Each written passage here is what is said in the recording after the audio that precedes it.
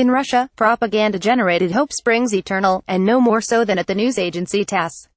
Europe is wising up to the fact that its sanctions policy against Russia is senseless and futile, was the quote on Monday from Sergei Zheleznyak, a member of the State Duma International Affairs Committee. You have to hand it to Russia, it pursues some goals relentlessly. For the truth is that Russia would very much like to get rid of the international sanctions introduced after its 2014 military intervention and annexation of territory in Ukraine. They aren't much discussed in Britain, but they matter. Those sanctions stand at the heart of the investigation into the Trump-Putin relationship, and whether there was collusion. Trump's potential Russiagate.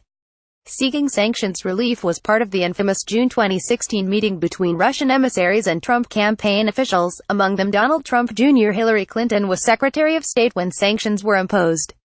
That was one of several important reasons why the Putin system and its army of bots and trolls worked so hard to undermine her, if not to aid Trump's ascent.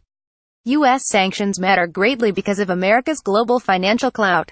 But Vladimir Putin wants European sanctions relaxed just as badly as he wants those imposed by the U.S. out of the way.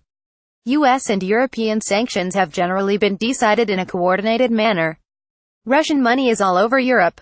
In a recent book, Russia and the Western Far Right, the researcher Anton Shukevtsov draws a connection between the Kremlin's support for populist movements across Europe and their leaders' systematic denunciation of sanctions on Russia. The issue is simmering now, but it could well boil over by February, when a piece of U.S. legislation including new, wide-ranging sanctions is likely to be passed.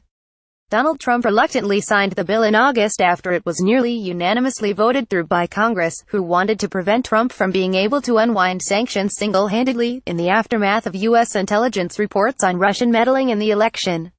The bill is emphatically called the Countering America's Adversaries Through Sanctions Bill. Deep inside it, Section 241 is the closest thing to a bombshell for Putin's pyramidal power structure. Indeed, it stipulates that by February 2018, the U.S. administration must submit a detailed report to Congress containing the identification of the most significant oligarchs in Russia, their relationship to Putin, evidence of any corruption, estimated net worth and sources of income. Anyone fitting the criteria could be subjected to personal sanctions, such as asset freezes and travel bans. Not only would Russia's wealthiest come under unprecedented American scrutiny, but the same would happen to their family members, and anyone doing business with them in the West. As such, the scope of the bill goes much further than anything undertaken to date against members of Putin's entourage. As sanctions go, and depending on the bill's implementation, this has the potential to destabilize the regime, not just create unpleasantness for a few Putin insiders. Law firms have reportedly told oligarchs to divorce their wives and register their assets in their former spouses' names. As a result, there's been a whiff of panic among Russian oligarchs. Dan Fried, a former Obama administration sanctions coordinator now working at the Atlantic Council think tank, recently told me he's never seen anything like it. Russian oligarchs have been flooding Washington with lobbyists and lawyers to try to fathom what may be coming at them. They want to know whether a blacklist of names will be drawn up, says Fried, who's been contacted by some of these emissaries and smells desperation. Reporting from Russia, the Moscow Times adds that Russia's wealthiest are at a loss as to how to circumvent the coming blow. Some law firms have reportedly advised oligarchs to divorce their wives and register all their assets in the names of their former spouses as a way of keeping them safe. Targeted, personal sanctions aimed at oligarchs create a genuine problem for Putin's hold on power. Russia is an authoritarian kleptocracy. The elite's loyalty to the president hinges greatly on the protection he can guarantee them. Putin is readying himself for re-election next March, aged 65, but he wants to be sure the ruling system he's built remains ironclad. Oligarchs dislike sanctions, especially those that make it harder for them to enjoy the wealth they've amassed and placed abroad, whether in luxury properties in London, New York and the Riviera, or in a wide network of offshore accounts, as the Panama Papers revealed. The Russian establishment may sing the tune of nationalism, but it mostly prefers to live outside of Russia, knowing well property rights are best guaranteed in places where there is the rule of law. Anyone doubting the shock this bill might represent should consider how the regime has reacted to the 2012 Magnitsky Act, which partly served as a template for the wider sanctions adopted in 2014, as well as those voted on this year.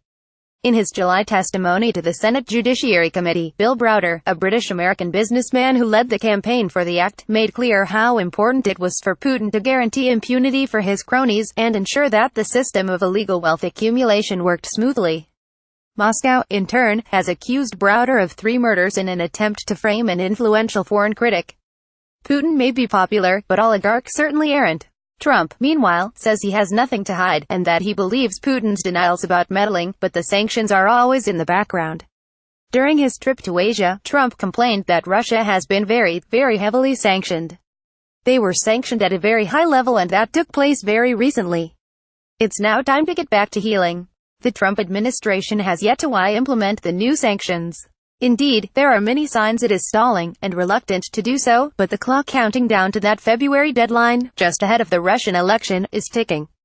Trump and Putin sit 5,000 miles apart, but they can hear it loud and clear. Natalie, nougayrède is a Guardian columnist.